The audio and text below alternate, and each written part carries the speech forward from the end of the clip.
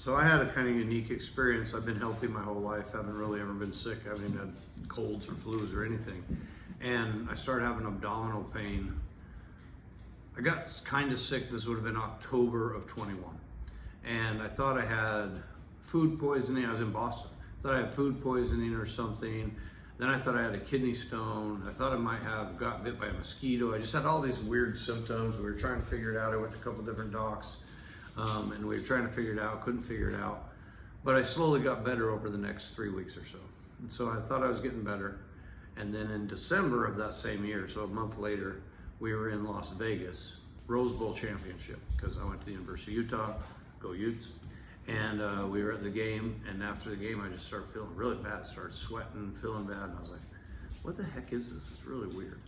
So I went home, and then I started thinking, something's wrong with my belly, like something hurts, but I can't figure it out. I was working every day, so it wasn't like I was sick, but I would sweat for 3 hours a night, and the sheets would just be drenched. And then the next day, I'd feel good again. And so I was like, something's wrong. And I'd been to Africa recently, so I started thinking about malaria. I thought, maybe I've got malaria. I'm gonna take some medicine for that. But before I do, I think I should probably do some lab work just to make sure everything looks okay. And so I did some lab work at our clinic, and my creatinine, which is your kidney function, was very elevated. I was like, that's weird. I've always had perfect kidneys. I think the lab's wrong. Repeat the lab. Repeated the lab, and it was worse. And so I was like, something's wrong. And it was high. So normal is anywhere around 1.0, and this was 5.0, so 5 times bad. And so I was like, something's weird about that. And my son was doing residency at LSU Shreveport, and he said, let me take you down and just have the nephro guys, the kidney guys, look at you and see overnight what's wrong. I was like, very hesitant. I don't want to go to a hospital, but if it's just overnight, that's fine. So I peed on the way from my house to Shreveport, and then I didn't pee again for 9 months.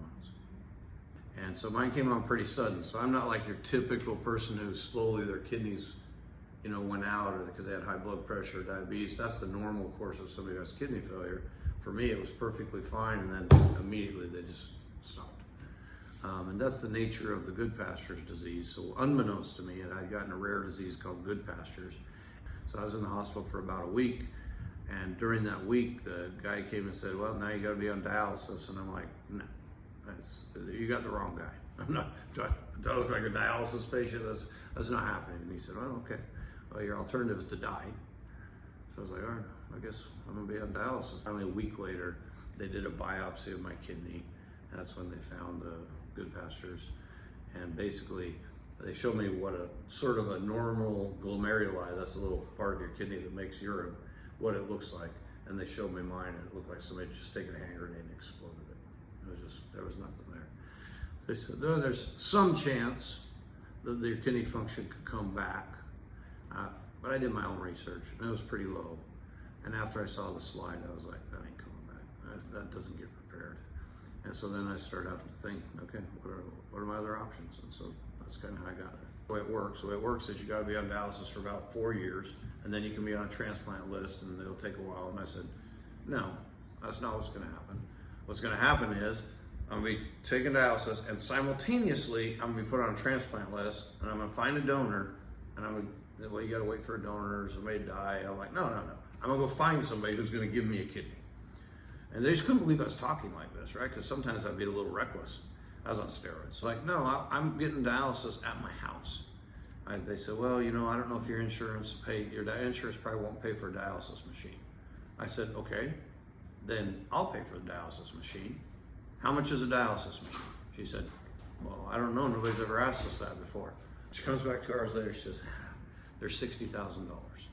At $60,000, I said, that's the cheapest $6,000 I'll ever spend if I don't have to go to dialysis 3 days a week. Here's the crazy part. She comes back 2 hours later, said, oh, your insurance paid for it 100%. She hadn't even checked and wasn't going to. I didn't pay a dime for the dialysis machine. And I didn't want to continue to have those problems forever, so I went seeking a transplant.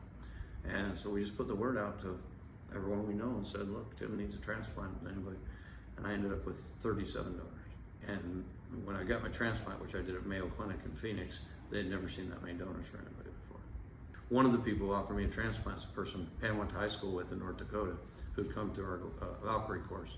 And she really, really bad wanted to give me a transplant. And when she didn't get picked, she anonymously donated her kidney that December to somebody else. If you give a donation, an organ donation of any kind at Mayo, they give you a coupon, so that if you ever need an organ, you go to the top of the list. It's almost worth it for that, right?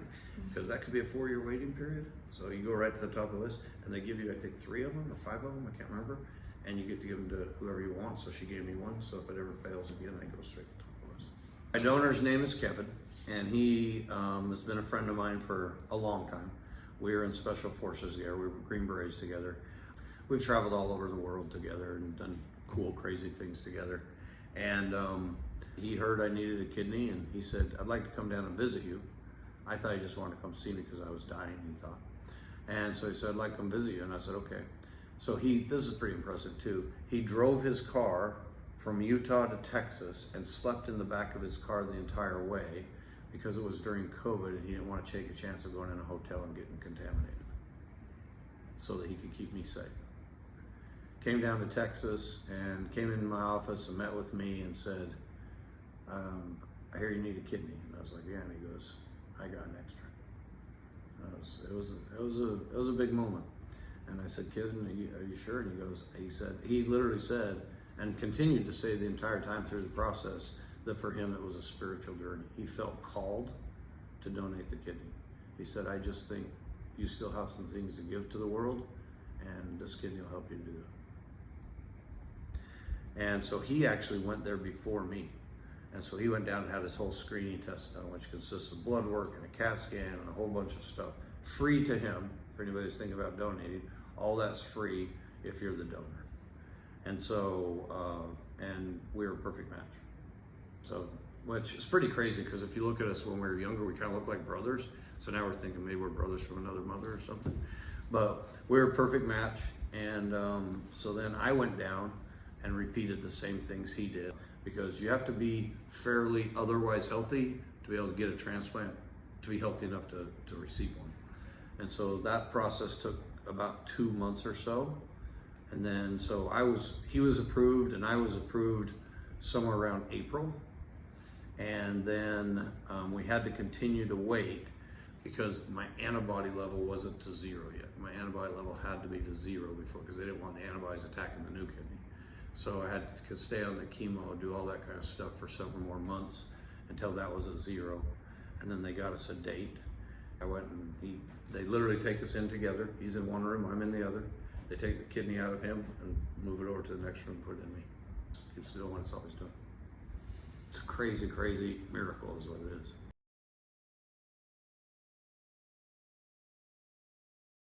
So the transplant went okay. So I had some complications. They did the transplant. I woke up, they came in, they said, kidney's working great, everything looks great. And then 20 minutes later, they came in and she was doing the ultrasound and she said, there's no blood leaving the kidney. And so the doctor came over and he looked at it and they said, get him back to the OR. And so what had happened is, when they hook the kidney up, they hook the artery up to it, and then they take the veins that drain it afterwards. And the veins somehow had gotten kinked off. So the kidney was filling up with blood, but the blood couldn't get out. And so just started leaking blood all over my abdomen. And so they rushed me back to the OR and spent the next 4 hours doing emergency surgery trying to fix that. They got some cadaver veins, put those on, had to clean out my abdomen. There were 4 surgeons working on it. There was only 1 surgeon in the original surgery. Now they called in 3 other surgeons. They had 4 surgeons. It really freaked Pam out because they called her into the family room and said, you know, we had emergency, We're gonna also try and save the kidney. And she's like, whoa. She's like, I didn't even think that was the thought. She said, well, we're trying to save his life first and then the kidney. And so apparently it turned into something a lot more serious. Now, I was kind of lazy. I slept through the whole thing, so I don't remember a lot about it. But when I woke up, I was in a different place than I was. The first time I woke up, I felt great. The second time I woke up, I was in the ICU. I had an art line in right here. I had another one in my, apparently I had to get emergency access and just start, they give me like 6 units of blood and thing, because blood was just everywhere. And so that was the unfortunate part. And the really unfortunate part is when they did the emergency surgery, they have to use retractors to hold the hole open, so they hold the hole open, and a robot does the retractors. And so this robot that does the retractors, while they're in there trying to save my life, but the robot held the retractor tight, and it held it against my femoral nerve, which is the main nerve going to your leg, and they paralyzed my leg. I had to walk on a walker, but I couldn't if I had my leg completely straight, I could force it to walk. And so I couldn't walk on it for about 3 months at all. And then another 3 months where I could barely walk on it.